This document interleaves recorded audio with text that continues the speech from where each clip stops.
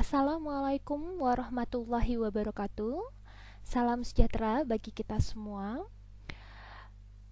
Bagaimana kabar teman-teman hari ini? Sehat semuanya? Ya, Ibu harapkan teman-teman dalam keadaan sehat walafiat ya. Untuk pertemuan kali ini, Ibu akan mengajak teman-teman untuk belajar mengenai penulisan paragraf. Ya, jadi melanjutkan materi sebelumnya yaitu tentang penulisan kalimat efektif. Baik.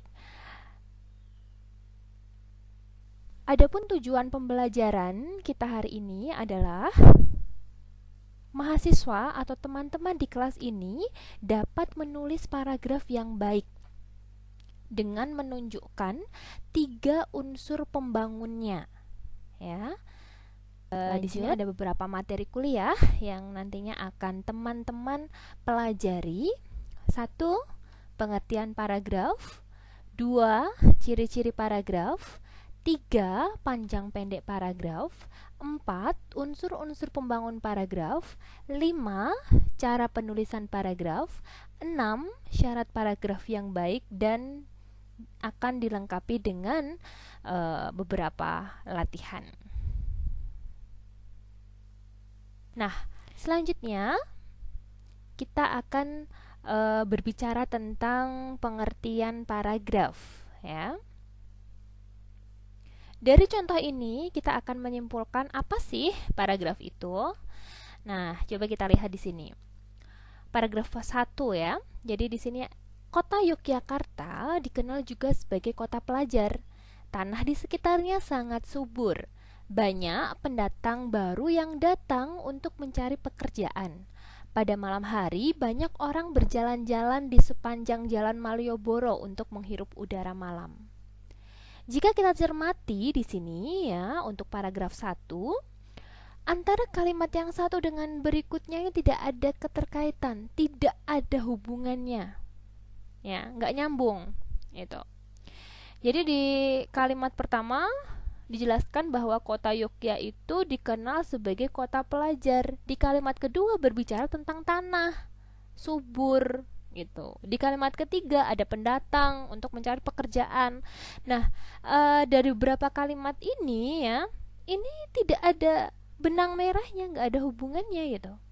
Ya, berbeda dengan paragraf yang kedua. Warga pendatang pencurinya. Dia anak Pak Dullah yang ketiga. Dia beralamat di Jalan Tengku Umar nomor 4 Semarang. Nah, kalau kita lihat di paragraf kedua ini antara kalimat satu dengan kalimat berikutnya ini saling terkait, teman-teman. Ya, jadi dia ini merujuk pada kalimat pertama yaitu warga pendatang pencurinya. Ya. Lanjut, bisa kita simpulkan di sini ya. Paragraf adalah rentetan kalimat yang saling berhubungan dan bersama-sama menjelaskan satu gagasan untuk mendukung gagasan yang lebih besar. Ya. Oke. Kita lanjutkan. Ya, oke. Kita lihat di sini ya, di contoh paragraf ini sudah menampilkan 3 unsur, teman-teman. 3 unsur pembangun paragraf ya. Dari yang pertama itu adalah kalimat utamanya ya. Kemudian kalimat kedua dan seterusnya adalah kalimat penjelas, ya kan dijelaskan tuh. Tahun sekian, besarnya sekian, tahun 1960 sekian dan seterusnya. Nah, yang terakhir di sini adalah simpulannya, penyimpul, kalimat penyimpul ya. Berisi ringkasan dari kalimat topik dan penjelas. Di sini berbunyi dalam tempo seperempat abad. Seperempat abad itu kan sama dengan 25 tahun. Terjadi perubahan yang sangat besar. Kecanggihannya mengagumkan. Nah, kecanggihannya mengagumkan ini adalah ringkasan dari kalimat penjelas ya. Itu adalah kalimat penyimpul. Baik, jadi simpulannya dalam contoh paragraf ini sudah merupakan contoh paragraf yang memiliki 3 unsur pembangun paragraf. Baik, kita lanjutkan.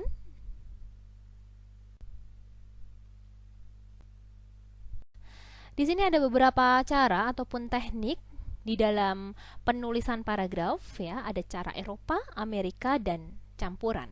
Cara Eropa itu cara penempatan baris baru itu lebih menjorok, ya. Jadi membuat sebuah alinea. Jadi baris pertama menjorok, baris kedua dan seterusnya itu menepi. Sedangkan cara Amerika ini penulisannya menepi semua, begitu. Jadi ada hal yang perlu teman-teman ketahui di sini. Ketika teman-teman memilih cara Amerika, ya, teman-teman harus perhatikan spasi di antara paragraf, ya. Jadi harus ada penanda, ada bedanya antara paragraf satu dengan paragraf berikutnya. Nah, yang terakhir adalah campuran, ya. Ini perpaduan antara cara Eropa dan Amerika. Nah, ini biasanya digunakan, diterapkan di dalam karya ilmiah. Lanjut. Ya, di sini ada syarat paragraf yang baik, ya. Ada 3: kesatuan, kepaduan, dan kelengkapan. 1 untuk kesatuan, ya. Intinya paragraf itu hanya mengandung 1 ide pokok saja, tidak boleh banyak.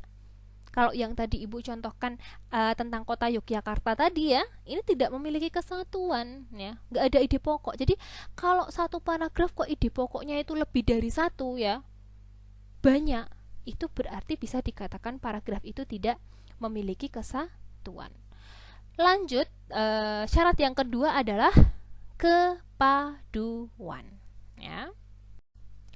Baik, jadi kepaduan itu adalah kumpulan kalimat yang masing-masing itu saling mempunyai korelasi, punya hubungan, ya. Jadi ada koherensi di sini. Ada hubungan antara kalimat yang satu dengan kalimat berikutnya.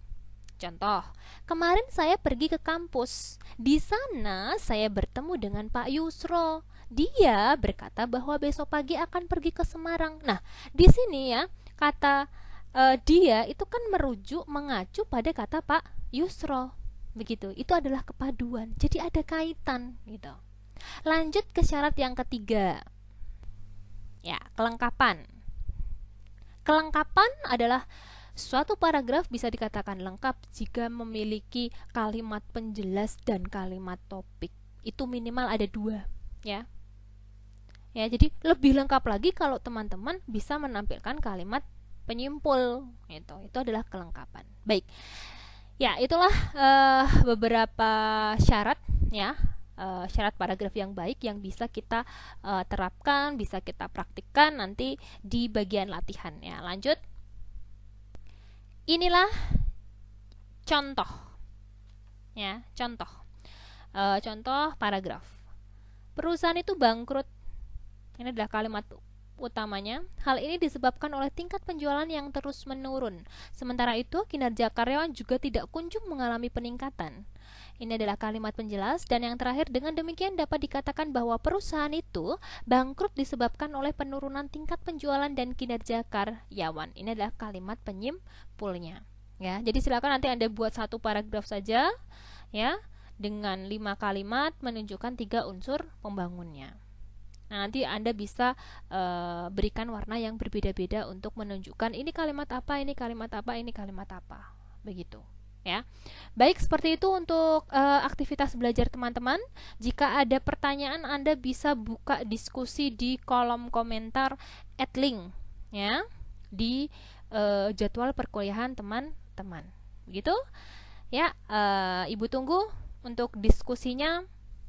Bisa kita lanjutkan ke @link nanti, ya. Nih, silakan teman-teman berlatih, ya, secara individu.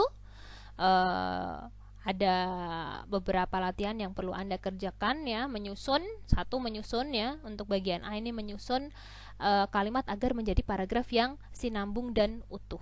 Jadi Anda hanya menyusun saja, tulis urutan nomornya saja, tidak perlu Anda tulis ulang, ya.